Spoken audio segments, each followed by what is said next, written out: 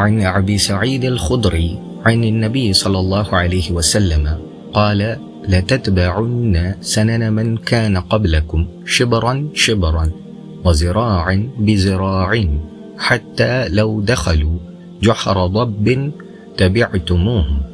قلنا یا رسول اللہ اليہود والنصارى قال فمن.